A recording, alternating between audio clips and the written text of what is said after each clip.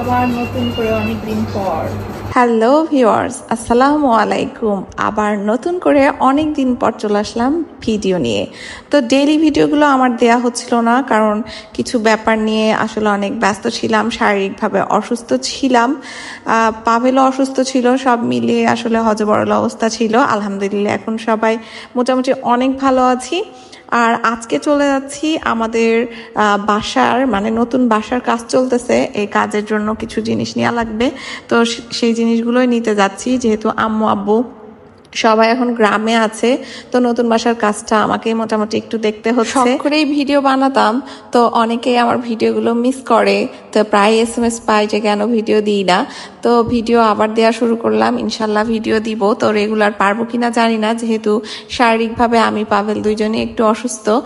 তো তারপরে আমি আর মন চলে আসলাম নতুন বাসার এখানে, সাথে পাভেলও আছে। কি কি লাগবে জিনিসগুলো দিতে হবে, এই যে আমাদের নতুন বাসার কাজ। তো অনেক দিন এই বাসায় ছিলাম, থাকার পরে বাসাটা ভেঙে আবার নতুন করে তৈরি করছে, তো সবকিছুই নতুন হয়ে যাচ্ছে।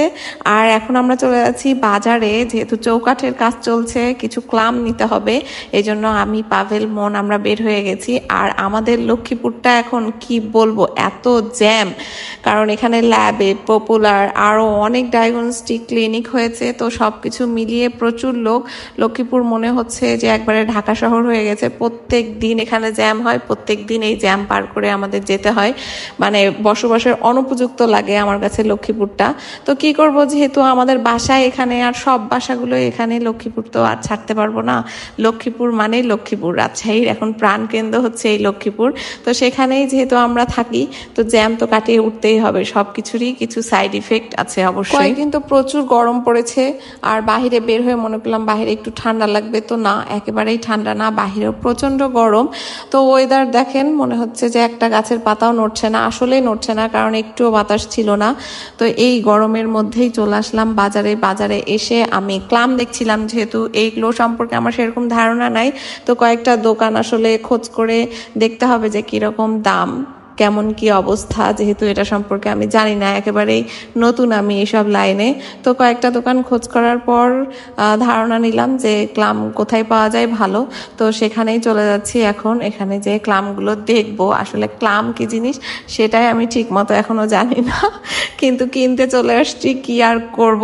তো ভেতরে এসে আমি জিজ্ঞাসা করলাম যে ক্লাম কোনগুলো, তো আমাকে দেখালো যে এগুলো ক্লাম। তো আমাদের চৌকাঠের জন্য 4 ইঞ্চির ক্লাম লাগবে, তো সেই ক্লামগুলো বের করতে বললাম, তো ওরা বের করে দিল।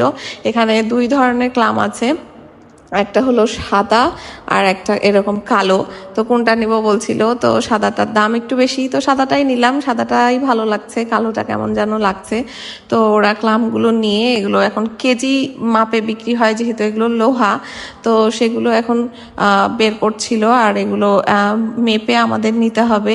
তো মন আর আমি এখানে দাঁড়িয়ে দাঁড়িয়ে একটা সেলুনে দেখছিলাম, একটা ছেলে নাড্ডু হচ্ছিল, মানে চুল সব ফেলে দিচ্ছিল। তো সেই চুলগুলো দেখিয়ে মনকে বলছিলাম, তুমি এরকম নাড্ডু হবা কিনা। তো মন বলছে, না হ্যাট, নাড্ডু হওয়া যায়। তো তারপরে ক্লামটা মেপে নিল, প্রায় 5 কেজি 800 গ্রামের মতো মনে হয় হয়েছে। তো এখন টাকা দিয়ে দিচ্ছি, ক্লাম নেওয়া শেষ। তো ক্লামগুলো আবার বাসায় দিয়ে দিতে হবে। তো আমাদের অসুস্থতার কারণ কি বলবো, পাভেলের একটা বড় ধরনেরই আসলে অ্যাটাক হয়েছিল হার্টে। তো যেহেতু একটু দৌড়াদৌড়ি করতে হয় ওর, তো এই দৌড়াদৌড়ির কারণে এরকম হয়েছে। তো এখন ফুল বেড রেস্টে বাসায়। তো আমাদের ক্লাম নেওয়া শেষ, এখন প্রচুর গরম লেগে গেছে। তো আইসক্রিম খাওয়ার জন্য আমরা এখানে একটু রিক্সা দাঁড় করালাম। আর ললি আইসক্রিমটা আমার প্রচন্ড ভালো লাগে, তাই ললি আইসক্রিমই নিয়ে আসছে পাভেল, আর আমি লেমনটাই খাই। আর পাভেল আর মন ওরা নিয়েছে হচ্ছে ম্যাঙ্গো লেমন একসাথে। তো ম্যাঙ্গো লেমনটা আমার ভালো লাগে না, ম্যাঙ্গোর স্বাদটা কেমন যেন লাগে। তবে এখন যেহেতু আমের সিজন, আম তো খেতেই হবে, আম খেতে ভালোই লাগছে। আম দিয়ে ভাত দিয়ে খাচ্ছি আর ঘুমাচ্ছি, কি করব, অন্য কিছু তো খেতে ভালো লাগছে না। মাছ মাংস একেবারেই চলবে না, গরমের মধ্যে মাছ মাংস একেবারেই ভালো লাগছে না খেতে। তো কথা বলতে বলতে আমরা প্রায় মেডিকেলের সামনে চলে আসলাম। মেডিকেলের সামনেই আসলে হবে না, এই লক্ষ্মীপুরটা পার হতেই কিন্তু অবস্থা খারাপ। মেডিকেল পর্যন্ত মনে হয় খুব তাড়াতাড়ি চলে আসছি, কিন্তু লক্ষ্মীপুর পার হয়ে বাসায় যেতে আধা ঘন্টার বেশি লেগে যায়, মানে কি বলবো। এই যে এখান থেকে শুরু হবে জ্যাম, এই জ্যাম শেষ হবে একবারে লক্ষ্মীপুর পার হয়ে আমাদের কাঁচা বাজারের ভেতরে যেতে যতক্ষণ লাগে ততক্ষণ। তো কথা বলতে বলতে বাসায় চলে আসছি। এখন এখানে এসে আমাদের যে কেয়ারটেকার আছে বাসার, তাকে জিনিসগুলো বুঝিয়ে দিব।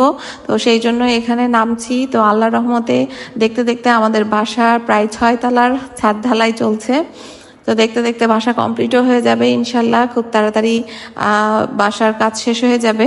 তো সবাই দোয়া করবেন। মন শোনাও আস্তে আস্তে বড় হয়ে যাচ্ছে, কিছু কিছু দায়িত্ব মনকেও দিতে হবে, বুঝতে পেরে গেছি।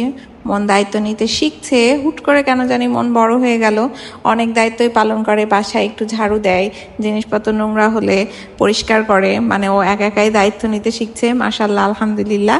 তো এই যে আমাদের কেয়ারটেকার সাকিব, ও চলে এসছে। ওকে আমি এখন ক্লামগুলো বুঝিয়ে দিয়ে বাসার দিকে রওনা দিব। তো ভিডিও আজকে এই পর্যন্তই। ভালো লাগলে অবশ্যই লাইক কমেন্ট শেয়ার করবেন, আর নতুন নতুন ভিডিও দেখতে আমার ফেসবুক পেজটি ফলো দিয়ে রাখবেন। যারা ইউটিউব থেকে দেখছেন তারা ইউটিউব চ্যানেলটি অবশ্যই সাবস্ক্রাইব করে রাখবেন। সবাই ভালো থাকবেন, সুস্থ থাকবেন। আসসালামু আলাইকুম, আল্লাহ হাফেজ।